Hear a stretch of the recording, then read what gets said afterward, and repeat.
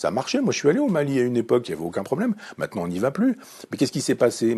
On a paupérisé le Mali. On a fait venir plein de Maliens. Le Mali est devenu pauvrissime. On a continué à exploiter les sous-sols justement pour avoir les matériaux rares qui nous permettent aujourd'hui de faire des voitures prétendument écologiques. C'est-à-dire les voitures hybrides qui fonctionnent aujourd'hui à l'électricité fonctionnent à l'électricité nucléaire.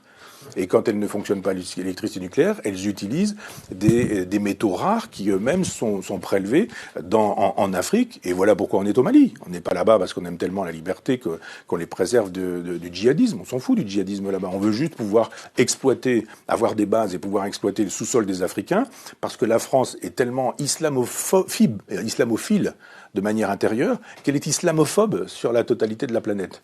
Il n'y a rien de... C'est formidable l'islam en France, mais alors dès qu'on peut tabasser des Afghans, dès qu'on peut tabasser des Irakiens, dès qu'on peut tabasser des Libanais, des Libyens, dès qu'on peut tabasser des Palestiniens, dès qu'on peut tabasser des Maliens, alors là, il n'y a aucun problème, on peut y aller. On fait des bombes, on fait des tapis de bombes, et voilà. 5 ou 6 millions de gens sont morts, de musulmans sont morts dans les frappes occidentales. Pour quelle raison? Parce qu'on vend des armes. Complexe militaro-industriel, possibilité pour les gens qui fabriquent des bombes, des avions à réaction, etc., de dire il n'y a pas de problème. Et après, on fait quoi? Quand on a fait beaucoup d'argent, on finance les chefs d'État américains, qui eux-mêmes financent ces guerres, qui sont des guerres islamophobes. Ces guerres islamophobes génèrent le terrorisme.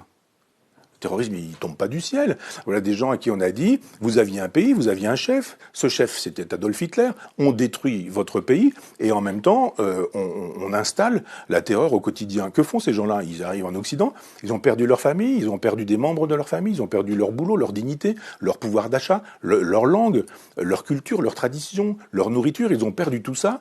Ce sont comme des animaux en cage et on leur dit voilà, vous avez la liberté, ils sont là, etc. Mais il y a des gens qui deviennent paumés et qui peuvent se faire endoctriner par l'islam politique parce que d'un seul coup, c'est un horizon.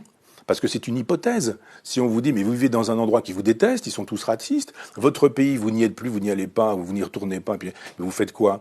Vous avez un pays qui s'appelle l'islam. Votre pays, c'est l'islam, c'est l'Oumma. Donc je pense que tant qu'on n'aura pas une politique nationale, une politique européenne, une politique planétaire et mondiale, c'est-à-dire tant qu'on n'aura pas de projets qui ne soient pas des projets d'argent, de fric, en disant allez-y, circulez, c'est formidable, plus on a des migrants ici, plus on peut baisser les salaires.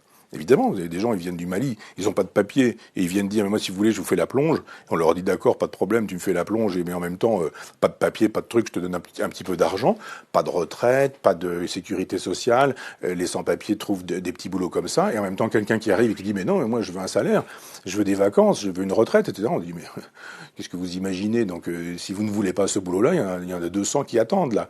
Donc, l'immigration telle qu'elle est pratiquée aujourd'hui, elle fait le jeu du capitalisme planétaire. C'est formidable, l'immigration. Et c'est pas étonnant si le MEDEF est pour, si la droite libérale, la gauche libérale sont pour, et qu'en même temps on dit venez, venez, venez, ça fait une main d'œuvre pas chère du tout, et en même temps on vous humilie, on vous exploite, on vous méprise. On va vous mettre dans des cages à lapins, on va laisser vos gamins dans les caves, il va falloir faire du trafic de hashish pour vivre, de cocaïne, de drogue, etc. Et puis on ferme les yeux là-dessus. Territoire perdu de la République, aucun problème. Tout ça rend possible le business. Ça rend possible le business. L'immigration est une chose qu'on ne doit pas laisser aller en disant venez quand vous voudrez, puisqu'on sait très bien que dans ces cas-là, c'est la loi de la jungle. L'immigration, c'est quelque chose qui doit être voulu entre un État, entre un continent, donc la France, l'Europe, et puis entre d'autres pays avec lesquels on passe des accords de coopération. Il faut qu'il y ait des universités au Mali, il faut qu'il y ait des hôpitaux au Mali, il faut qu'il y ait des routes, des autoroutes, il faut qu'il y ait des centrales électriques, il faut qu'il y ait des possibilités d'avoir, je sais pas quoi, des garages, des voitures, des écoles, etc. Tant qu'on ne pensera l'immigration qu'en termes de c'est bien l'immigration ou c'est pas bien, vous êtes pour ou vous êtes contre, vous êtes pour, vous êtes formidable, vous êtes contre, vous êtes comme Marine Le Pen, vous êtes un salaud. Non, la question de l'immigration, c'est laquelle, quand, pourquoi, à quoi sert cette immigration aujourd'hui, pourquoi fait-elle le jeu du grand capital, pourquoi est-ce qu'effectivement ça permet de détruire le code du travail, pourquoi ça permet de détruire les salaires, pourquoi ça permet de détruire les retraites, parce qu'on a une main d'œuvre qui est taillable et corvéable à merci, dès lors que quand on parle aujourd'hui de la traite des esclaves, c'est formidable d'aller chercher des poux dans la tête des gens en disant mais il y a une traite des esclaves là en 1492. Ouais, d'accord, très bien. Mais il y a actuellement une traite des esclaves. Quand on laisse passer tous ces migrants en disant venez, venez, venez, installez-vous où vous voulez, il y a toujours une toile de tente ici, il y a un bout de square là, il y a un endroit où vous allez pouvoir vous mettre à l'abri ici, puis voilà, puis débrouillez-vous pour le reste. Tout ça c'est formidable. Moi j'appelle ça de la traite. esclavagiste. Et j'estime que si on ne pense pas l'immigration, ce que j'ai essayé de faire un peu rapidement, si on ne pense pas des solutions à la question inévitable de l'immigration, bien sûr, il y en a toujours eu, il y en aura toujours, et on n'arrête pas l'immigration en remettant les gens à la mer, ou en remettant les gens sur des bateaux, on les renvoie chez eux, ça n'a aucun sens. C'est la thèse de l'extrême droite, c'est pas la mienne, mais c'est juste de dire quelle politique de l'immigration pouvons-nous avoir qui serait une politique de civilisation. On est en train de détruire les civilisations. Moi, j'adore l'art africain, je collectionne un peu d'art africain. Je suis curieux de ces civilisations-là. Que sont-elles devenues ? Que sont-elles devenues ? La civilisation, c'est quoi pour ces gens-là ? On a détruit leur peuple, leur langue, leurs coutumes, leur façon de s'habiller. Ils sont tous avec des Nike, des machins, des téléphones portables, etc. On dit, mais c'est ça que vous voulez, un grand marché planétaire ? Avec des gamins qui sont des consuméristes, des gamins pour lesquels l'horizon indépassable, c'est le grand magasin dans lequel on peut acheter, le supermarché dans lequel on peut acheter des choses, des objets, des biens avec lesquels on peut pouvoir frimer, montrer que, etc., etc. Mais quand vous regardez la sagesse africaine, on l'a pillée, on l'a massacrée.